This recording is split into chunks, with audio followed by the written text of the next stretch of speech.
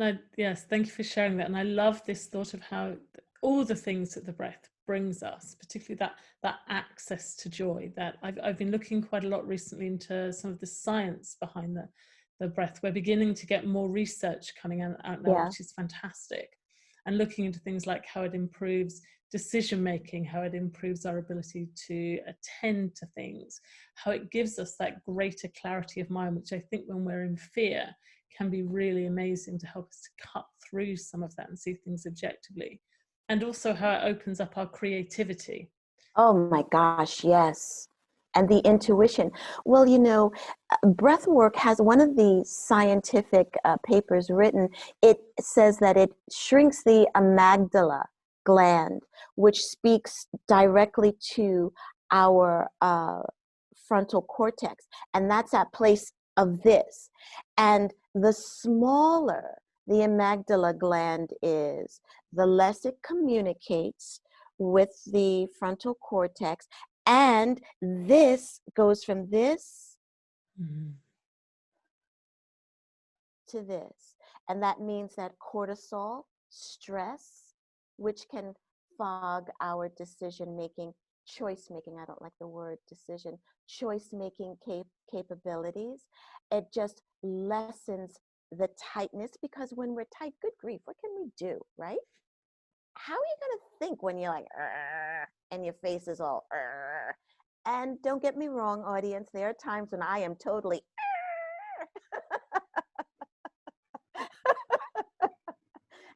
however, I do know, okay, Kathleen, hang on.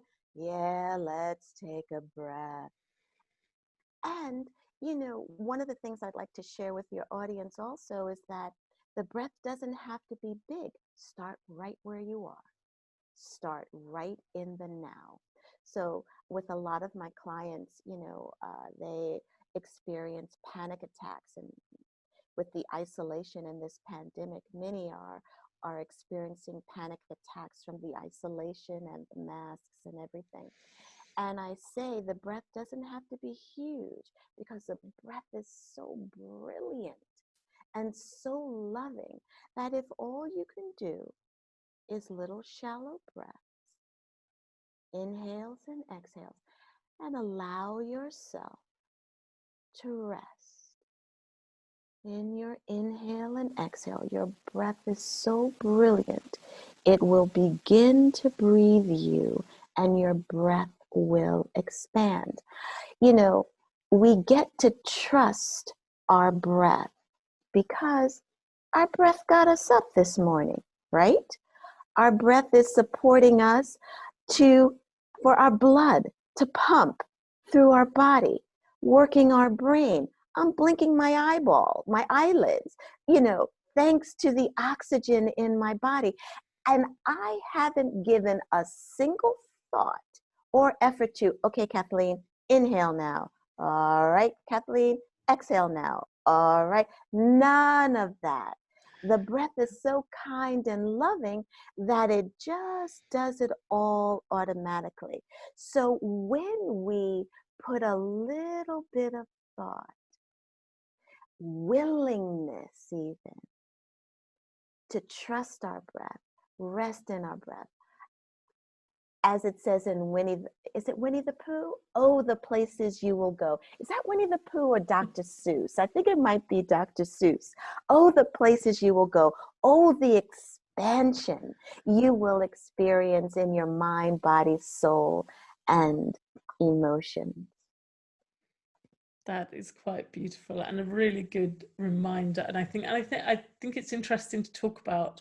Obviously, the world is in an incredibly strange place at the moment. Yeah. It's something that none of us have ever experienced. So I'd love you to perhaps sort of share your thoughts a little about how perhaps you're advising clients, or what you would suggest people might do to help them through this time when things do feel really tough. Maybe they are feeling isolated and alone. Well, for me, my freezer is full of French fries.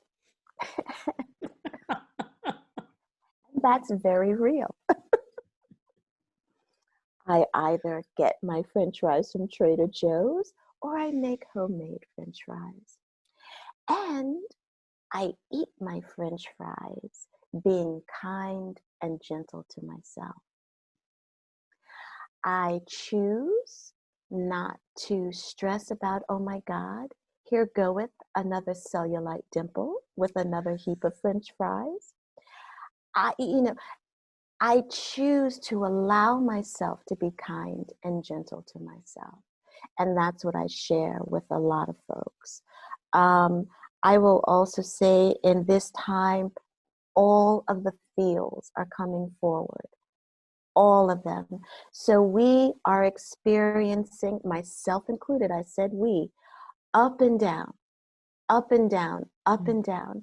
And to be kind and gentle to yourself if at one moment you are angry as a mofo, and the next moment you're sobbing huge, ugly cry tears. Right where you are, that's the now. It's okay.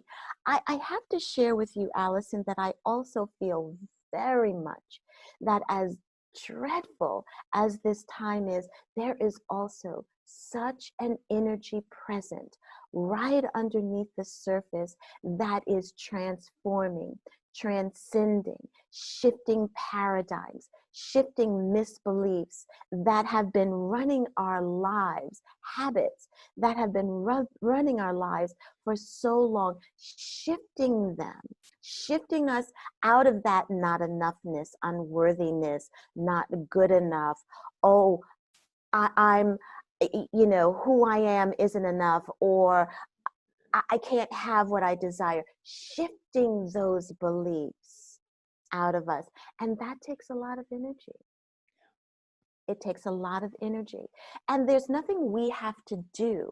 However, as this energy, this undercurrent, loving undercurrent is moving, grooving, shifting like a river. Let's take the Grand Canyon. If you look at the Grand Canyon, look at how the water just smoothed those rocks. So if you've got that type of energy, it's 1:11, angels. As I turn off my phone, sorry, it wasn't off before. So if you've got that type of energy moving in you, through you, with you, as you need to rest. You need to rest. And there's nothing you have to do, just like, the mountains that are in the Grand Canyon. There they are in all of their majesty. They didn't have to do anything. However, we will have to rest, shifting all of those paradigms, ways of being for such a long time. We need to rest because we didn't get there, right? In one quick moment. The Grand Canyon wasn't made blink, right? It took a little bit of time. So if we're willing to be kind and gentle with how our Grand Canyons are being made, releasing the thoughts of unworthiness, undeservedness, not enoughness, I don't know, doubt, releasing that. If we can just be and be okay with, well, today I'm angry. I would advise you to steer clear of me, or I will come back tomorrow and give you an apology, or, to walk with tissues and to be honest and say, today is a day. And to get support. And support looks like attending the Embodiment conferences, listening to their podcasts. Support them. Buy their subscriptions. Be a sponsor for their upcoming conferences. Support them. This is a place that is supporting you. Get help. Nobody does it alone. I certainly have a team. Yeah. No, I think one thing that this is showing us is actually how interconnected we are, and to see something that's affecting the whole world at one time is extraordinary to me. I have a regular call with friends I used to work with. And we've got people in the States, in Jakarta, in London, in Singapore, and we all come together once a week and have a chat, and we're all impacted by this. And I find it quite fascinating, that sense of connection that perhaps hasn't felt quite like that previously. So we're separated, but actually we're closer together in many ways. I was just going to say the sense of surrender and acceptance that we have to somehow find in ourselves to a situation that we're not really in control of. Exactly. And it's the throat chakra also, because here's our voice. We are in a time, again, I feel, undercurrent of true transformation, so that we can recreate, we can reimagine, redesign our world and how we be in this world, and create a world, speak it, of equanimity.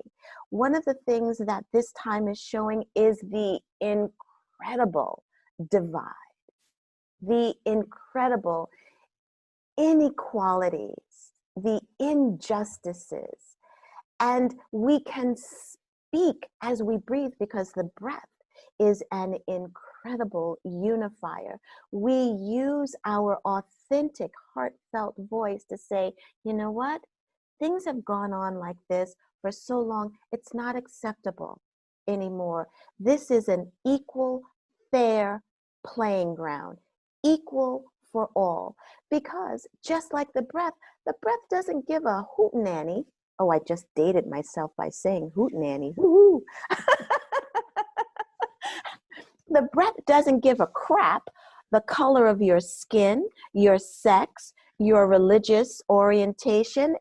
It doesn't care who you prefer to kiss. It doesn't care what clothes you have on. It doesn't care. The breath is loving, tender, kind to everybody. Everybody. I wanted to ask you a little bit about some of your other work, Kathleen. You mentioned at the beginning that kind of your first job, I guess, when you left, was to go and work with prisoners, and I imagine that's would be a fairly cynical population to go and talk to, perhaps, about the breath work. Oh my Tell us a little bit about that. No, it was so beautiful. Prior to going to my first official gig, I hurled myself at everyone who would allow me to give a breathwork session for like 1.75 years. I'll come in, I'll do it. But they were so open. And it was so beautiful. What the healing that just happened in there. I shared with the men, and I've shared this before, I shared with the men what had happened to me with my father. And one guy, when I was finished, he came up to me and he just gave me this bear hug, and he said to me, I'm so sorry that the man who brought you into this world, excuse me, who was supposed to protect you, did that to you. And he said, on behalf of all men, I'm sorry. Wow. Please forgive me. Huge healing for me, huge healing for him. And I am so excited, because since that time, I have been trying to get back into jail legally. Legally. And I'm so honored that I am now going to do some breathwork videos for a juvenile detention center, and also the guards that work there. I am thrilled. I get to work with that population. I get to work with corporations, corporations whose employees are all over the world, and they have their home life. How do you balance, your 2-year-old or your 15-year-old sucking their teeth? Oh my God, you're still using the computer, all of these things. Or your 2-year-old, we can't play now, mommy or daddy, and then your dog photo bombing, your Zoom meetings. For me, it's my cats, and I'm surprised that my Gracie hasn't photo bombed us just yet.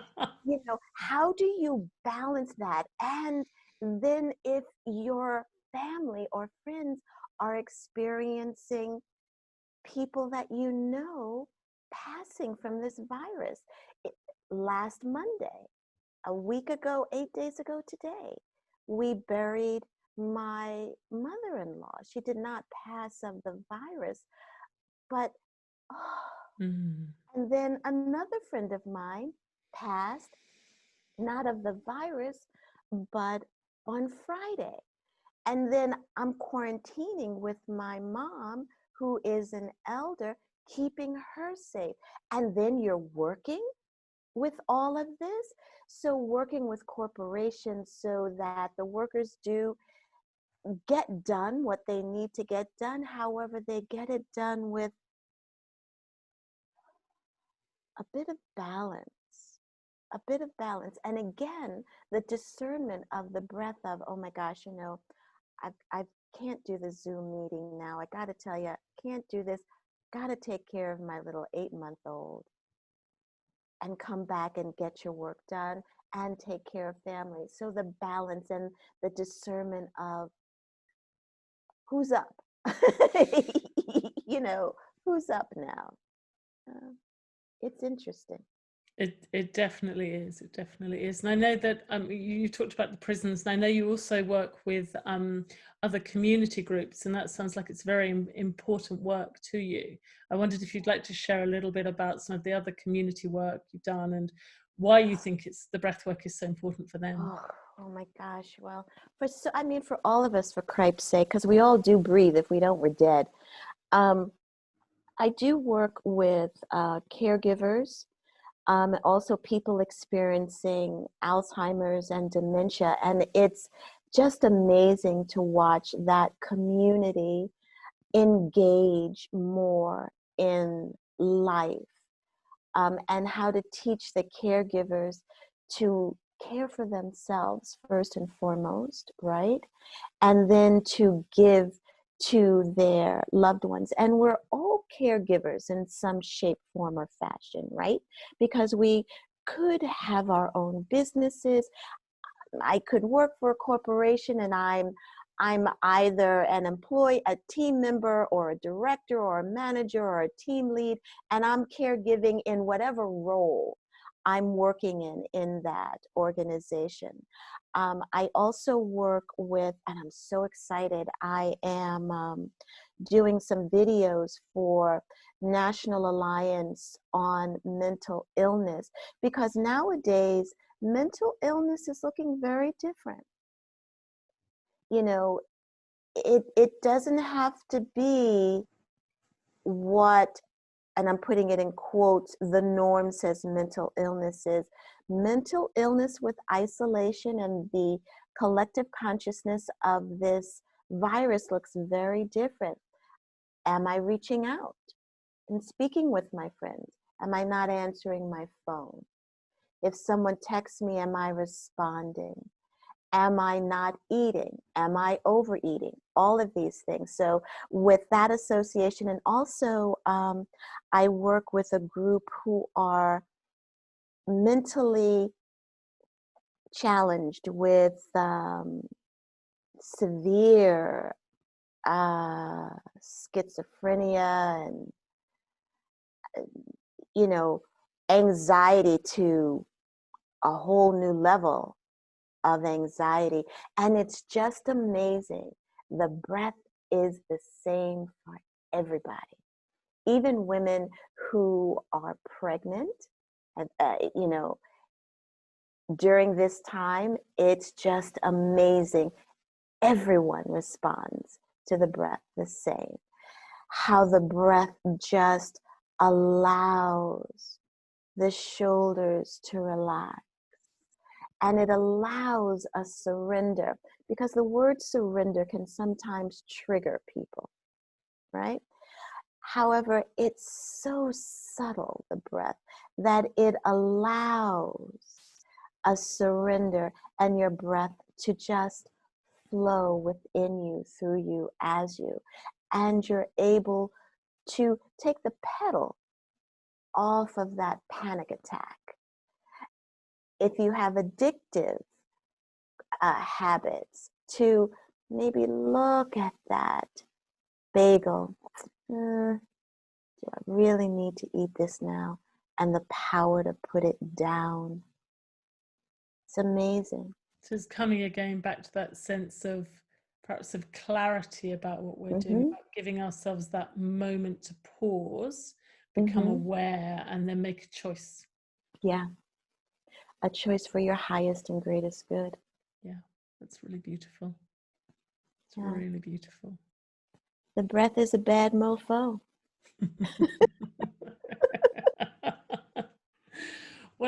What I'm noticing, Kathleen, I've been working with the breath since 2014, Mm-hmm. and when I first started it, frankly, a lot of people thought it was quite weird. Now, everybody seems to be coming into it, and it's kind of coming very much into the zeitgeist. It's very popular. Lots of people are getting interested, and I guess I'm curious as to why you think that is, and where you think it might take us. Where might it go? Well, the breath is important. Again, we're all breathing. If you ain't breathing, you're dead, That's number one. And the breath is important because it supports our respiratory system. It helps us have healthy lungs. With this virus, some of the science is showing our respiratory system is vital. So it reminds us of vital health in our respiratory system. It enhances our immune system. So yes, and one wants to be discerning.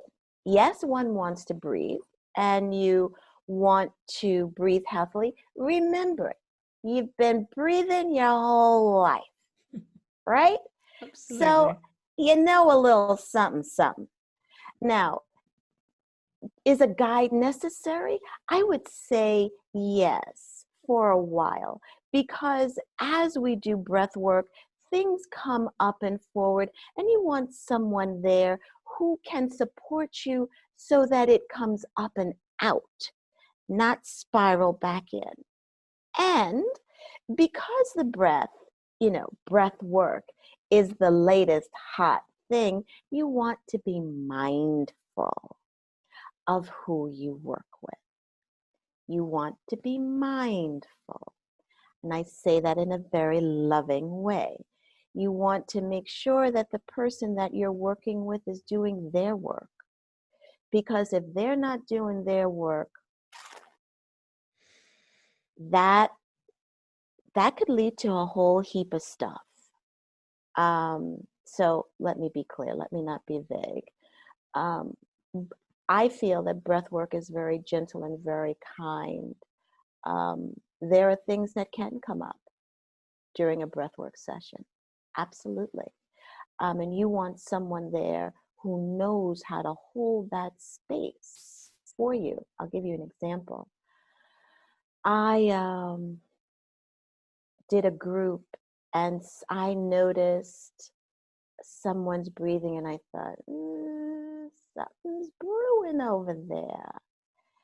And I was able to support this person to stay, for me, grounded in their body. For me, the way that I work, everything that's out there is already here. There's no need for me to go way out there. It's all here.